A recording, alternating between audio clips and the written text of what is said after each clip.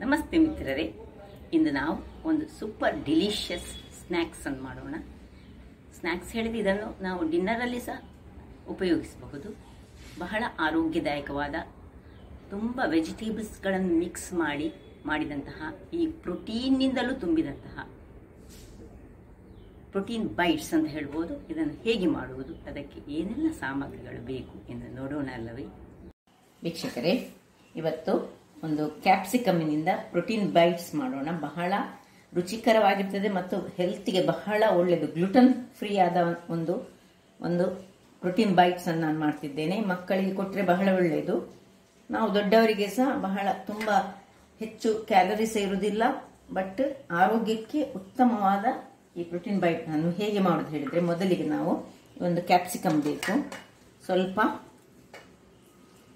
ಈರುಳ್ಳಿ, ಸ್ವಲ್ಪ ಗಾರ್ಲಿಕ್, ಒಂದು 2 ಮೆಣಸು, ಗಾರ್ಲಿಕ್ ಅನ್ನು ಸ್ವಲ್ಪ ಕಟ್ ಮಾಡಿಟ್ಟಿದ್ದೇನೆ, ಕ್ಯಾರೆಟ್ಸ್, ಸ್ವಲ್ಪ ಕೊತ್ತಂಬರಿ ಸೊಪ್ಪು, ಮತ್ತೆ ನೋಡಿ ಇದು ಪನ್ನೀರ್. ನಾನು ಮನೆಯಲ್ಲೇ ಮಾಡಿಕೊಂಡಂತಹ ಪನ್ನೀರ್. ಇದು ನಾವು ದಪ್ಪ ಹಾಲು ತೆಗೆದುಕೊಂಡು ಮಾಡ್ಕೊಳ್ಬಹುದು. ಯಾಕಂದ್ರೆ ಈ ಹೊರಗಿನಿಂದ ತರುವಂತಹ ಪನ್ನೀರ್ಗಳಿಗೆ ತುಂಬಾ ಸಿಟ್ರಿಕ್ ಆಸಿಡ್ ಮತ್ತೆ ಏನೆಲ್ಲ ಹಾಕ್ತಾರೆ ಅಂತೆ. ಅದರಿಂದಾಗಿ ನಾನು ಹೆಚ್ಚಾಗಿ ಮನೆಯಲ್ಲಿ ಪನ್ನೀರನ್ನು ಮಾಡಿಕೊಡ್ತೇನೆ. ಸುಲಭ, ಪನ್ನೀರ್ ಮಾಡುವ ವಿಧಾನ ಬಹಳ ಸುಲಭ. ಮತ್ತೆ ಒಂದು 4 ಚಮಚದಷ್ಟು ಕಡಲೆ ಹಿಟ್ಟು, ಮತ್ತೆ ಸ್ವಲ್ಪ ಚಿಲ್ಲಿ ಫ್ಲೇಕ್ಸ್ ಅಥವಾ ಪಿಜ್ಜಾ ಸೀಸನಿಂಗ್ಸ್ ಇದ್ರೆ ಸಹ ಅದನ್ನು ಸಹ ಯೂಸ್ ಮಾಡಬಹುದು ನೀವು. ನಾನು ಮತ್ತೆ ಒಂದು ಅರ್ಧ ಚಮಚದಷ್ಟು ಜೀರಿಗೆ ಪುಡಿಯನ್ನು ತೆಗೆದುಕೊಂಡಿದ್ದೇನೆ. ಈಗ ಮೊದಲಿಗೆ ನಾವು ಇದನ್ನು ಸಣ್ಣದಾಗಿ ಹೀಗೆ ರೌಂಡ್ ಅಲ್ಲಿ ಕಟ್ ಮಾಡಿಕೊಳ್ತೇನೆ ನಾನು. ನೋಡಿ, ಸುರಿದು ಸ್ಟಾರ್ಟಿಂಗ್ ಇದನ್ನು ತೆಗೆಯುವ, ಇದನ್ನು ಇದರಲ್ಲಿ ಇಟ್ಕೊಳ್ಳೋಣ. ಅದನ್ನು ನಾವು ಗ್ರೈಂಡ್ ಮಾಡುವಾಗ ಯೂಸ್ ಮಾಡಲಿಕ್ಕೆ ಆಗ್ತದೆ. ಈಗ ನೋಡಿ, ಹೀಗೆ ಸಪೂರದಲ್ಲಿ ನಾವು ಕಟ್ ಆಗಬಾರ್ದು, ರೌಂಡ್ ಇರಬೇಕು.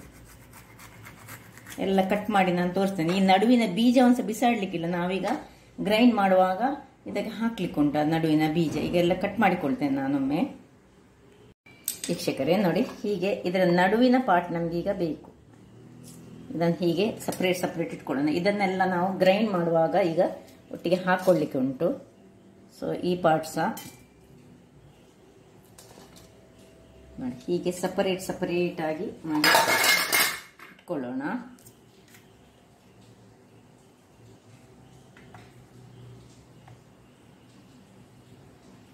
ಹೀಗೆ ಇರಲಿ.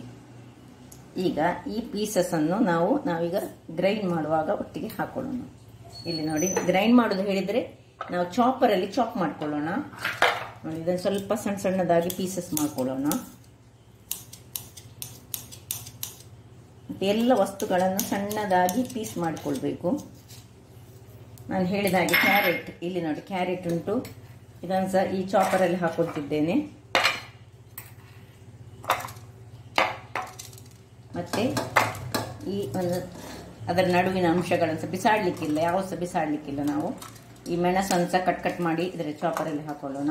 ಇದನ್ನು ಸಹ ಕ್ಯಾರೆಟ್, ನೀರುಳ್ಳಿ, ಬೆಳ್ಳುಳ್ಳಿ ಮತ್ತೆ ಒಂದಿಷ್ಟು ಕೊತ್ತಂಬರಿ ಸೊಪ್ಪು ಎಲ್ಲ ಒಂದು ಚಾಪರಲ್ಲಿ ಹಾಕಿ ನಾನೀಗ ಒಳ್ಳೆ ಸಣ್ಣದಾಗಿ ಚಾಪ್ ಮಾಡ್ತೀನಿ. ಅದರೊಟ್ಟಿಗೆ ಈಗ ಇದನ್ನು ಸಹ ಹಾಕೊಳ್ಳಿಕ್ಕೆ ಉಂಟು. ಲಾಸ್ಟಿಗೆ ಹಾಕೊಳ್ಳೋಣ ನಾವು ಈ ಪನ್ನೀರನ್ನು ನಾವು ಮುದ್ದೆ ಮಾಡಿ ಈ ಕೈಯಲ್ಲಿ ಬಿಡಿಸಿ ಹಾಕೊಳ್ಳೋಣ. ಸುರಿಗೆ ಇಷ್ಟನ್ನು ಗ್ರೈಂಡ್ ಮಾಡ್ಕೊಳ್ಳೋಣ, ಚಾಪ್ ಮಾಡೋಣ.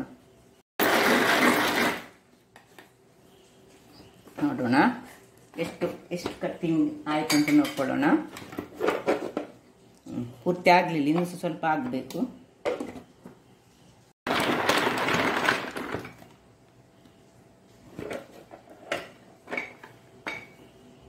ಇಷ್ಟಾಗುವಾಗ ನಿಮ್ಮ ಹತ್ರ ಇಂಥ ಚಾಪರ್ ಇರದಿದ್ರೆ ನೀವು ಮಿಕ್ಸಿಯಲ್ಲಿ ಸಹ ಮಿಕ್ಸ್ ಮಾಡಬಹುದು. ಈಗ ಈ ಪನ್ನೀರನ್ನು ಸಣ್ಣದಾಗಿ ಹೀಗೆ ಇದರಲ್ಲಿ ಹಾಕೊಂಡು ಇನ್ನೊಮ್ಮೆ ಎಷ್ಟು ನಿಮಗೆ ಪನ್ನೀರ್ ಬೇಕು ಅಷ್ಟು ಪನ್ನೀರನ್ನು ಹಾಕೊಂಡು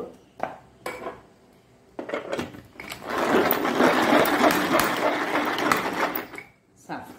ಇಷ್ಟಾದ್ರೆ ಪನ್ನೀರ್ ಬೇಗ ಸ್ಮೂತ್ ಇರ್ತದೆಲ್ಲ, ಕೂಡ್ಲ ಆಗ್ತದೆ. ನೋಡಿ ಆಯ್ತಲ್ಲ.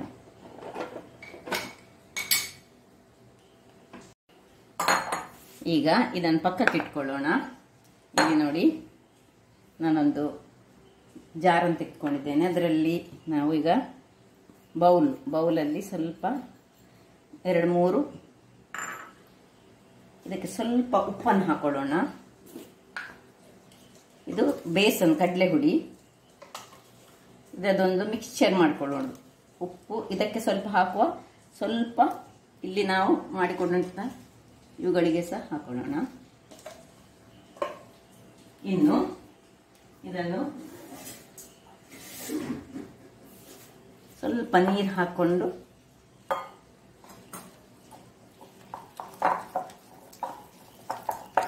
ತುಂಬ ಹಾಕೊಳ್ಳೋದು ಬೇಡ, ಇದು ಬೇಸನ್ ಸ್ವಲ್ಪ ಸಾಕು. ಈಗ ಎಲ್ಲ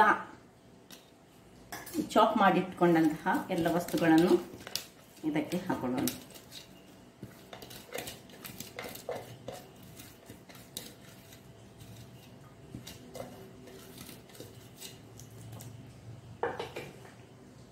ಇನ್ನು ಚಿಲ್ಲಿ ಫ್ಲೇಕ್ಸ್ ಹಾಕ್ತೇನೆ.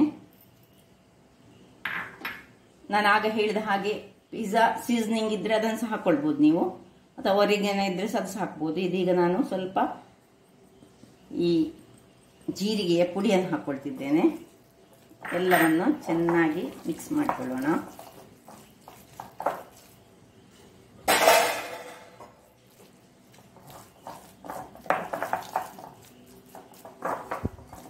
ವೀಕ್ಷಕರೇ, ಇಲ್ಲಿ ನೋಡಿ, ಒಂದು ಗ್ಯಾಸ್ ಅನ್ನು ಆನ್ ಮಾಡಿಕೊಂಡು ನಾನು ಒಂದು ಕಾವಲಿಯನ್ನು ಇಟ್ಕೊಳ್ತಿದ್ದೇನೆ. ಈಗ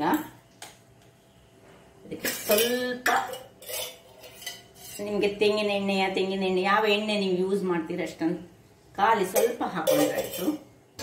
ಸ್ವಲ್ಪ ಗ್ರೀಸ್ ಆದರೆ ಆಯ್ತದು. ಇದು ಬಿಸಿ ಆಗುವಾಗ ಈಗ ಒಂದೊಂದೇ ಇದನ್ನು ಇಟ್ಕೊಳ್ಳೋಣ.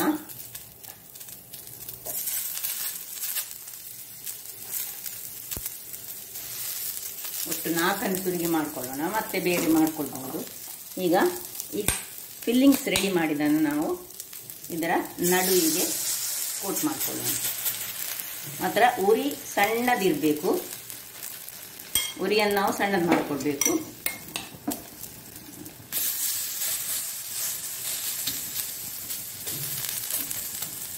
ಇದು ಊಟದ ಜೊತೆಗೆ ತಿನ್ನಲಿಕ್ಕೆ ಸಾಕ್ತದೆ, ಅಥವಾ ಈವ್ನಿಂಗ್ ನಿಮಗೆ ಹಸಿವಾಗ್ತದೆ ಅಂತ ಆದರೆ ಅದರಲ್ಲಿ ಸಾಕ್ತದೆ, ಅಥವಾ ಮಕ್ಕಳಿಗೆ ನೀವು ಇದನ್ನು ಅವರ ಲಂಚ್ ಬಾಕ್ಸ್ ಅಥವಾ ಟಿಫಿನ್ ಬಾಕ್ಸಲ್ಲಿ ಸಹ ಇದನ್ನು ಹಾಕೊಂಡು ಕೊಡ್ಬೋದು.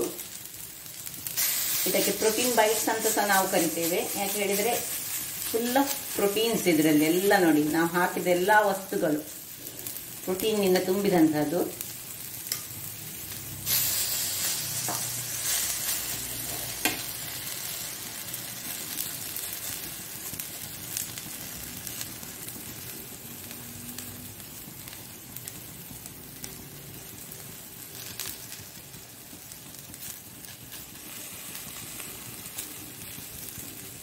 ಹೀಗೆ ಇಟ್ಟು ಸಣ್ಣ ಉರಿಯಲ್ಲಿ ಇನ್ನು ಇಷ್ಟು ಈಗ ಮುಟ್ಟಬಾರ್ದು, ಒಂದು 5 ನಿಮಿಷಗಳ ಕಾಲ ಒಂದು ಮುಚ್ಚಿಟ್ಕೊಳ್ಳೋಣ.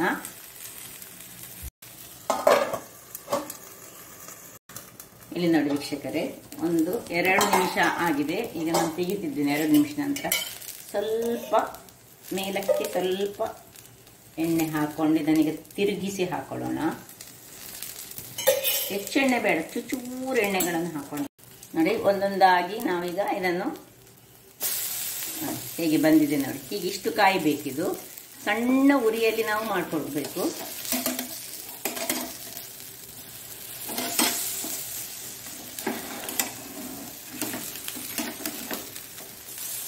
ನೋಡಿ, ಈ ತರಿಪಲ್ಲಿ ಬರಬೇಕು.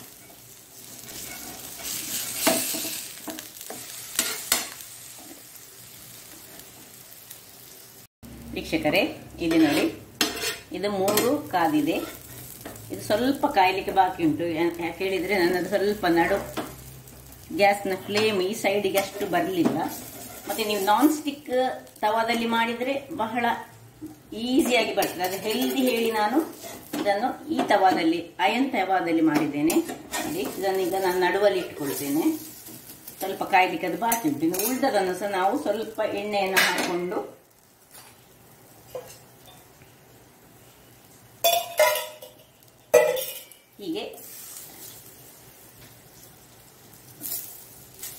ಸಣ್ಣ ಉರಿ ಇಟ್ಟುಕೊಂಡು ಇದರಲ್ಲಿ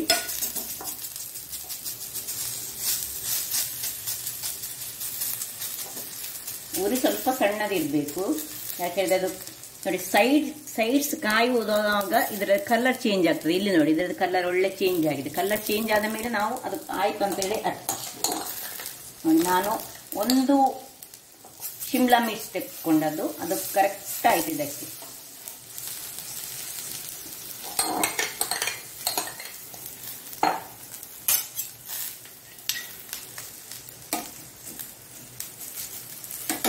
ನೋಡಿ ಇದು ಸಹ ಆಯಿತು,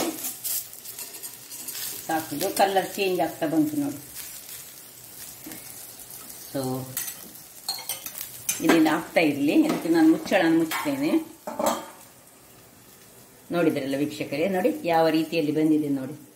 ಅದೇ ಕಲರ್ ನೋಡಿ, ಇದರದ್ದು ಶಿಮ್ಲಾ ಮಿರ್ಚಿದು ಈ ಕಲರ್ ಬರಬೇಕು, ಅಷ್ಟಾಗುವಾಗ ತೆಗೆದ್ರೆ ಆಯ್ತು.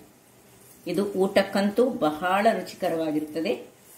ನೋಡಿದ್ರಲ್ಲ ಎಷ್ಟು ಸುಲಭ ವಿಧಾನದಿಂದ ಇದೊಂದು ಪ್ರೋಟೀನ್ ಬೈಟ್ಸ್ ಅನ್ನು ತಿಂದರೆ ಸಹ ಬಹಳ ಆರೋಗ್ಯಕ್ಕೆ ಉತ್ತಮ. ಏನು ಇದರಲ್ಲಿ ಎಕ್ಸ್ಟ್ರಾ ಯಾವುದೇ ಒಂದು ಬೇಡದ ವಸ್ತುಗಳು, ಅಂದ್ರೆ ನಮ್ಮ ದೇಹಕ್ಕೆ ಅಗತ್ಯವಿರುವ ವಸ್ತುಗಳು ಮಾತ್ರವನ್ನು ನಾನು ಹಾಕೊಂಡಿದ್ದೇನೆ.